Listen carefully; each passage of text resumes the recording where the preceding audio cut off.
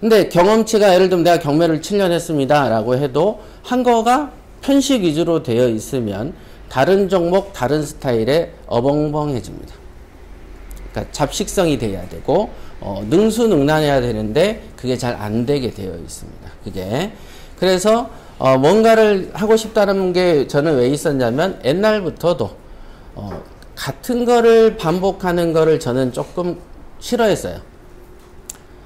그러다 보니까 같은 잔소리가 두 번 들어오면 싫더라고요. 이게 이 성격이 있어야 돼. 그러니까 주변에서의 여러분들이 어떤 같은 거를 반복하는 게, 나는 꾸준해, 나는 진득해, 나는 뭐 이래 라고 생각하는 건 오산이다. 그러면 돈을 벌기 어렵습니다. 특히 경매는 어렵습니다. 경매는 다양한 종류의 다양한 경험을 쌓는 게 되게 중요하다는 걸 아셔야 돼요. 그래서 저는 이제 하다 보니까 이제 뭐 이 경험 저 경험들이 저는 많다 보니까 이번에는 조금 큰 거를 해보고, 그 다음에 뭐라고 써 있어요? 안 해본 걸 해보고 싶다라는 생각이 들더라고요. 그러니까 안 해본 거. 막 이렇게 집도 고쳐도 받고, 뭣도 해봤고, 다 해보고, 땅도 사보고, 뭐 다 해보니, 산도 사보고, 뭐도, 밭도 사보고 해보니까, 이번에는 그 뭘 해보지? 근데 공장은 안 사봤어요. 공장, 아직은 쓸모가 없어. 그치? 자, 그래서 안 해본 걸 해보고 싶어가지고 뒤지던 도중에 저 건물을 본 거예요. 안 해본 걸 해보고 싶다. 이게 동기가 저거였어요. 그 다음에 또 하나는 뭐예요? 보람 있는 걸 하고 싶다. 보람 있다는 뜻이 뭘까요? 어떤 걸까요? 보람 있다는 게? 응? 교육사업? 땡! 요즘에 다이어트 약을 먹거든요. 한 3일 먹었더니 달달 떨려. 한약에 우리 그 곽상호 한의사 있잖아요.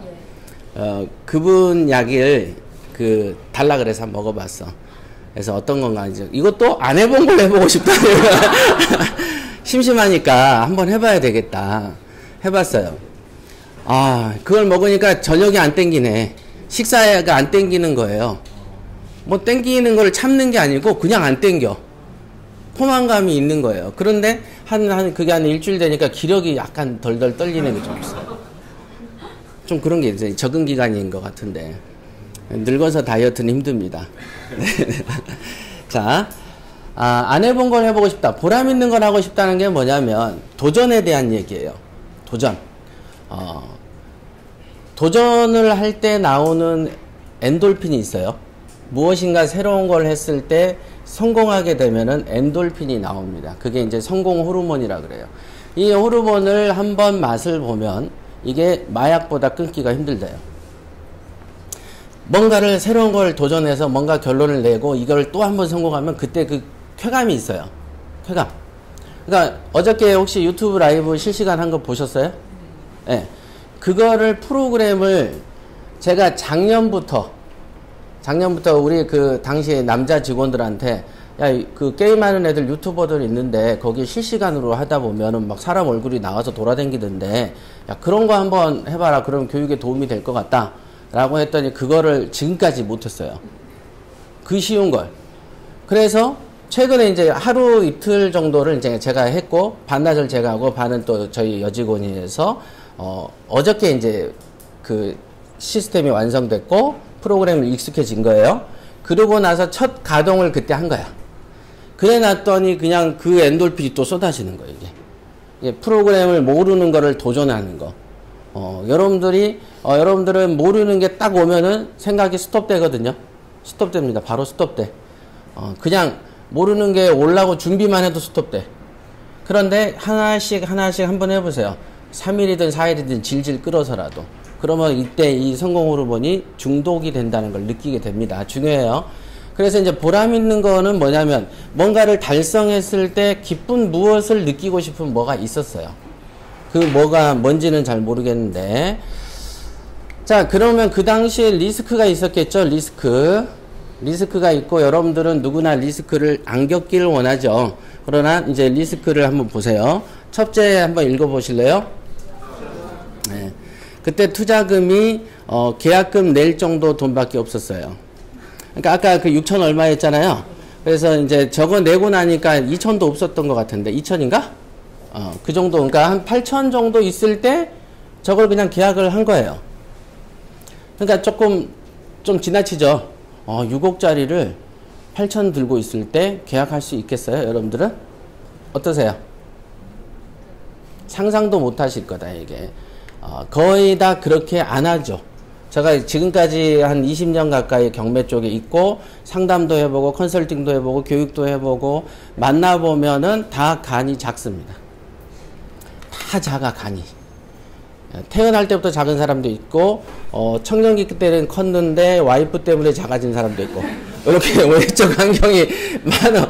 그래서, 간이 작다. 근데 이제 투자금이 적었었죠. 아예 이게 리스크였어요.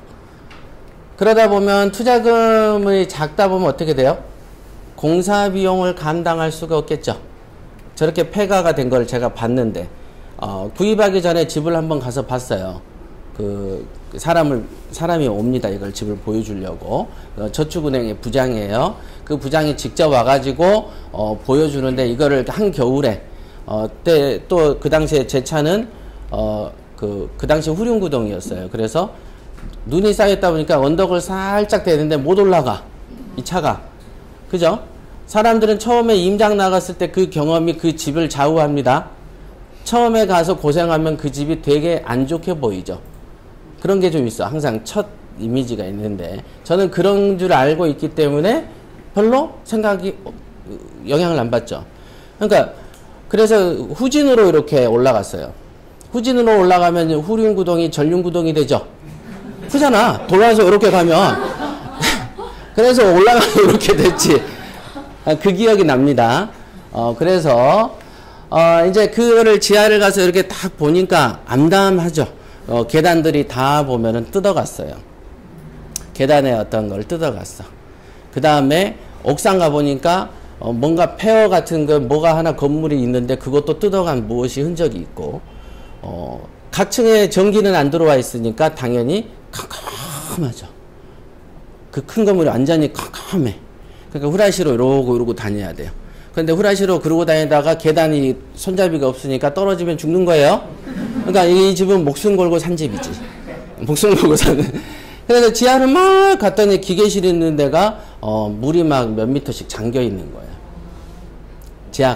지하가 보면은 왜 지하 기계실이 계단으로 또 지하에 또 지하로 내려가잖아요. 기계실들이 있어요.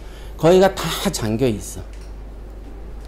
그래서 제가 우스갯소리로 야 여기 사람 시체가 떠다니는 거 아니야? 이렇게 한번 이제 주변 사람 겁줬죠. 광주지사장이 겁이 별로 없습니다. 지금도 저는 거기에서 혼자 자락은 못 잘 것 같은데 그 당시에 혼자서 자면서도 팬티만 입고 돌아다니네 광주교가. 그때 이제 갔는데 지하가 엄청나게 안 좋았어요. 그래서 딱 보기를 야 이 정도면 공사비용 엄청나게 들겠다. 이 정도 생각이 들었죠. 이 정도는 보통 여러분들이 아는 이 주변에 모텔들 많이 보이시죠? 모텔 통상 인테리어 하면 보통 3억, 4억 기본으로 들어갑니다. 그래서 인수해서 그냥 가볍게 리모델링만 하면 5억 이짝 저짝 들어간다고 보셔야 돼요. 그러니까 모텔 자체가 원래 이제 많이 먹죠. 평수가 크니까. 그러나 저 같은 경우는 돈이 없다고 했어요. 그래도 공사비 많이 들겠네. 이 정도 생각만 하는 거예요. 이거를 굳이 숫자로 전환시킬 필요가 없다라고 저는 이제 느끼죠. 왜 그럴까요? 이런 걸 배워야 돼. 이거 배우려고 오셨잖아. 왜 그랬을까요? 응? 안 들려요. 에? 모르시겠어요? 저는 이제 생각이 그거잖아요. 여러분들 보세요. 호주머니에 10,000원이 있어. 그죠? 근데 뷔페 20,000원짜리 먹을 수 있어요? 없어요? 못 먹잖아. 그러면 현실적으로 얼마짜리 먹어요? 10,000원이거나 10,000원 이하짜리 먹잖아. 그럼 내가 돈이 없어. 공사를 다 하는데 뭐 10억이 들든 말든 나는 없는 데만큼만 하면 되죠. 그죠? 그러니까 난 그렇게 한 거지. 그러니까 스트레스가 없는 거죠. 이해되세요, 이거? 요게 이해가 안 되면 어려워요. 이거를 알아야 돼. 그러니까 내가 있는 돈만큼만 하자. 처음부터. 1층만 공사하지 뭐. 이렇게. 그러면 이 1층만 공사하는 그 업자가 있을까요, 없을까요? 없어요. 그렇게 안 해줘. 그래서 저는 제 같이 운동했던 그 후배가 있는데 걔가 또 이쪽 일을 해요. 공사하고 인테리어를. 그래서 저는 몇 년 전부터도 그 친구랑 일을 했기 때문에 그냥 얘한테는 동생이니까 야 1층만 해라 이렇게 내가 그랬어. 야 도배하다가 돈 떨어지면 거기서 그만하면 되잖아. 네가 손해볼 게 뭐 있니? 이렇게 이제 설득을 막 했지. 이제 그런 마음 장치를 딱 갖고 시작을 한 거야 이 집은. 딱 이렇게. 자 그런 거예요. 중간중간 또 이제 에피소드 말씀해 드릴게요. 그래서 일단 투자금이 적었고 비용이 엄청나게 들 것 같았다. 그 다음에 11년 공실이 되다 보는 상가 건물이에요. 상가. 대부분 상가 건물은 대출을 잘 안 해줍니다. 그러니까 여러분들이 아는 이런 사무실이나 뭐 임대 사무실 상가 나오죠. 그런 거는 막 80%까지 해주죠. 그러나 이렇게 건물 통으로 된 여관 건물 이런 거는 대출을 잘 안 해줍니다. 신기하게도. 그러니까 이 대출에 대한 에피소드가 사실은 엄청나게 있어요. 이게 이제 3개월이니까 저는 처음에는 되게 쉽게 여겼어요. 그래서, 대출을 직원에게 이제 알아보라고 시켰겠죠? 그 당시에 이제 그 직원들이 있어서, 야, 대출을 요러한 방식으로 알아봐라. 그러면 이제 통상 저가 이렇게 방식을 지도하면은, 정말 며칠 이내에 어느 정도 답이 나오거든요. 그러나, 그 당시에 있었던 이제 그 직원들은, 예하고 안 해버리는 애들이었던 거죠. 그러니까 저는 며칠, 한 달이고 두 달이고 안 되냐? 해봐. 요렇게도 해보고, 요렇게도 해봐. 안 되고, 이렇게 한 거예요. 시간을 끌다가 3달이 만기인데 거의 2달 15일까지 됐었던 것 같아요. 2달 초까지 됐던 것 같아요. 그러니까 이제 저가 스트레스를 이제 받기 시작한 거죠. 그래서 이제 한날은 다 이렇게 갖고 와봐. 어떤 식으로 대출을 알아봤냐? 이 정도면은 야, 전국 미국에 있는 은행도 다 전화해 봤겠다. 이 시간이면. 그거를 이제 다 보니까 개판으로 해놓은 거야. 여러분들이 보면 이 강의실 청소를 하라라고 딱 시켰을 때 이렇게 눈으로 가다 보면 여기 휴지 떨어진 것만 짚는 애들 있죠. 그러다 보면 이 집은 청소가 된 거야 안 된 거야? 안 된 거지. 보통 직장에서도 청소 다 해놨다 그러면은 상사가 와서 어떻게 합니까? 요렇게 와서 이건 뭐냐 이러잖아. 그 말은 뭐예요? 청소라는 건 여기서 여기까지 완벽하게 하는 걸 청소했다 그러죠. 그러면 대한민국 내에 대출을 다 알아봐라 그러면 전화를 안 받은 데가 없어야 되지. 그게 다 알아보는 거죠. 그런데 다 알아보지 않고 입맛 따라 지 기분 따라서 듬성듬성 알아보면 안 알아보는 거하고 마찬가지 결과가 됩니다. 그러니까 수고는 수고대로 해놓고 결과는 결과대로 없는, 이게 대다수의 사람들이 하는 짓이죠. 장사를 하든 사업을 하든 뭘 투자를 하든 정확하게 다 청소해야 되는데 찔끔찔끔 하다 보니까 안 된다 이게. 그래서 애초에 청소할 때 왜 밀대로 보면 2명이서 이렇게 쭉 같이 밀고 가고 이렇게 쭉 하는 거 보셨죠? 그렇게 되면 빈틈이 없잖아요. 그러니까 그렇게 안 하고 먼지 보이는 데만 쓸어 담다 보면은 구멍이 많죠. 그래서 처음부터 제가 야, 은행 리스트를 쫙 도표로 만들고 전국에 있는 홈페이지 쫙 만들었겠죠? 그럼 그 전에 대출 중개사나 브로커들도 수도 없이 연락을 했을 거 아니겠어요? 그러면 중간에 그 간평을 하겠다고 은행에서 직원들이 2번인가 와서 아산에 가서 제가 만난 적이 있어요. 다른 사람들은 아예 영업 안 하는 상가는 절대 취급을 안 해줍니다. 그런데 이제 2명이 왔어. 두 개의 은행에서. 가서 보여주면 그 사람들이 항상 하는 말이 뭐냐면, 시설이 엉망이잖아요, 지금. 그걸 이제 다 봤잖아요.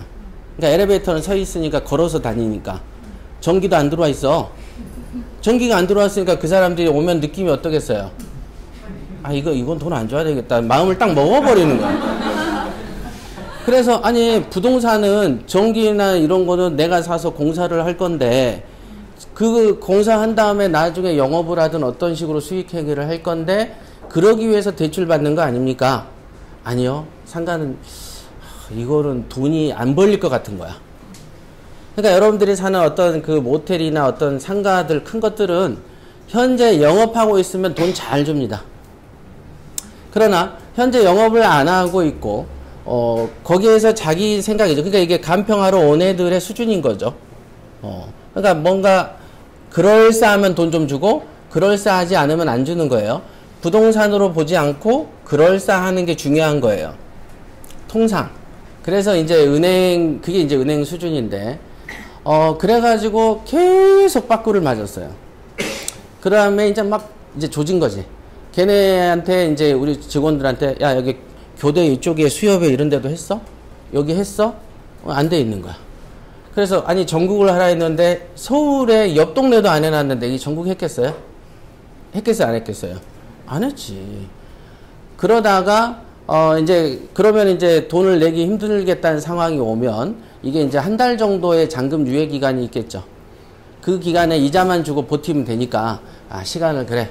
한 달 정도 여유를 갖자. 하지만 그 돈도 아까우니까 대전저축은행에 가서 부탁을 했죠. 부장한테. 뭐라고 했냐면, 한 달만 더 주십시오. 어떻게든 알아서 낼게요. 딱 그랬어. 이자는 제가 드릴게요. 그랬는데도 안 된다고 얘기하는 거야. 그 사람들이. 그래서 이제 막 속이 타겠죠? 그랬는데, 한 일주일인가 앞두고 교대에 있는 수협에서 돈을 주겠다고 탁 하더라고. 교대 수협에서. 그때 처음 전화했는데.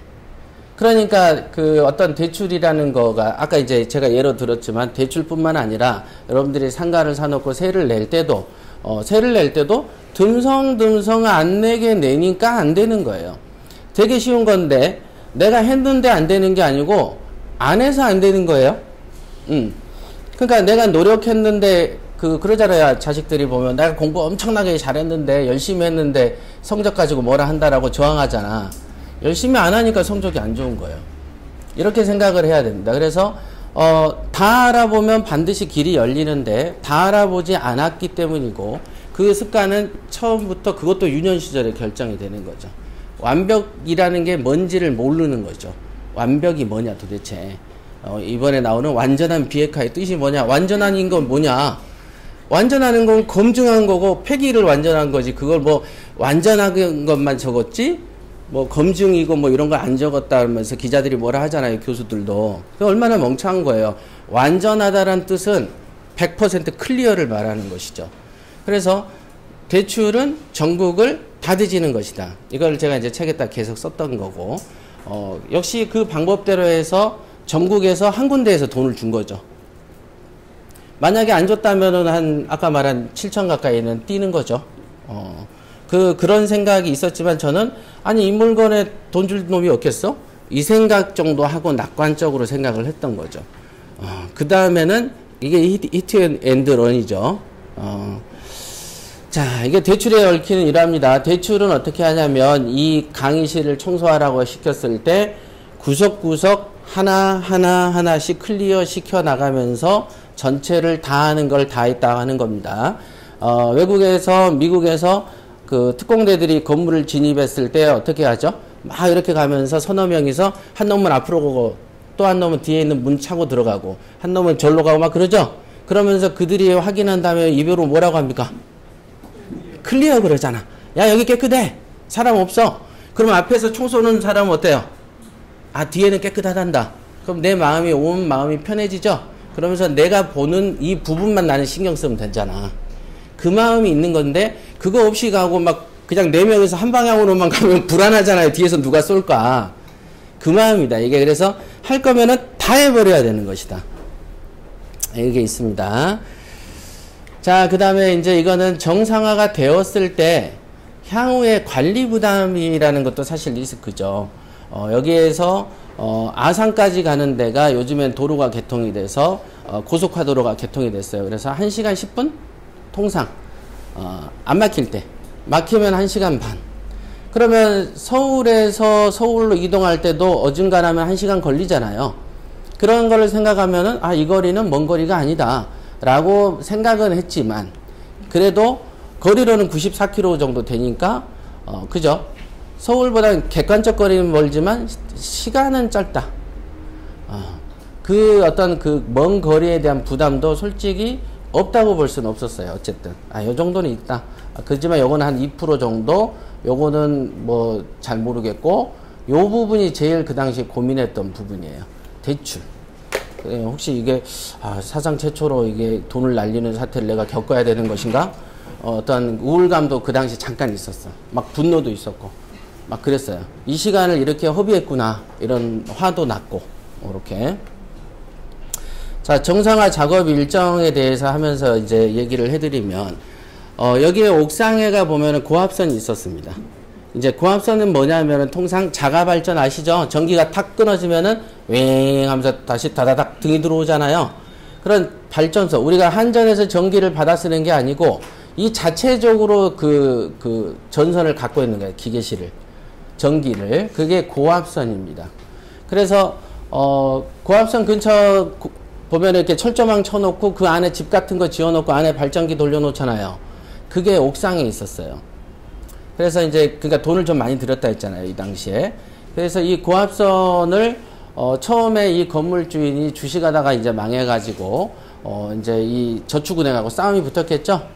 명도한다고 만다 시비가 붙고 나가세요 마세요 이런 일들을 법적으로 하다 보니까 집주인의 소행인지 아닌지는 모르지만 일단은 강제적으로 명도가 끝난 상태였겠죠. 90 몇 년에.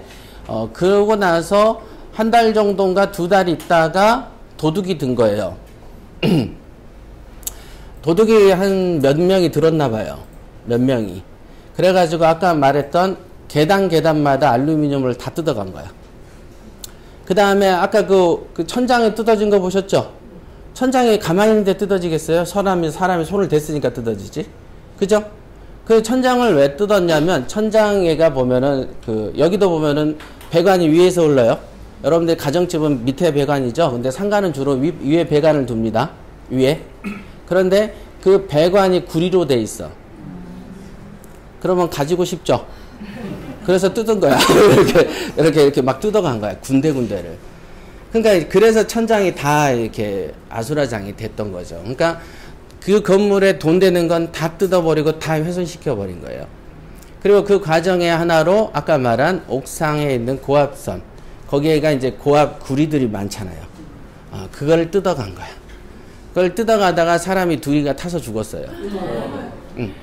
그래서 이제 알게 된 거야. 나머지는 도망가 버리고 그 2명은 이제 죽어서 옆에 널브러져 있고 타가지고 새카맣게 그 얘기를 들었어요. 저축은행에서 그러더라고. 그래서 이제 고압선이 그래서 위험합니다, 사실은. 그래서 그런갑다 정도만 저는 생각을 했죠. 통상 이제 여러분들 이러면 이 집에는 귀신이 살겠구나 이런 생각을 또 바로 즉시 리플레이가 되잖아요. 여기에 걔네가 어디 가겠어? 이 근처에 있지? 뭐 이런 생각을 하죠. 그래서 이제 그 고압선을 뜯어가다가 죽은 얘기. 그래서 이제 처음에 제가 봤을 때는 창마다 철로 이렇게 용접이 돼 있었어요. 철로. 그러니까 창문 틀을 사각형 큰 넓은 철로 해가지고 용접을 해서 붙여놨더라고요. 진입을 아예 못하게. 아예. 그 뒤로 이제 10년 있다가 이제 제가 산 거가 되는 거죠. 그래서 이제 그 당시에, 고압선과 저압선의 선택의 문제가 저한테 왔었어요. 근데 고압선을 하면은 4천만 원인가 5천만 원을 설치를 해야 된대요. 근데 아까 돈이 얼마 있다 그랬어요. 8천 있다가 6천 얼마 썼으니까 1천 얼마 있잖아. 그죠? 그래서 고압선? 근데 제가 그래서, 야, 다른 집은 다 고압선 오는데 왜 고압선이야? 저는 이제 고압선을 해야만 되냐, 안 해야 되냐 선택인 줄 알았더니, 기본적으로는 다 여기에 조합으로 들어와 있어요. 여기는. 다 여기에 그 발전소가 땅 밑으로 이렇게 해서 이제 건물로 이렇게 공급을 합니다. 전기를.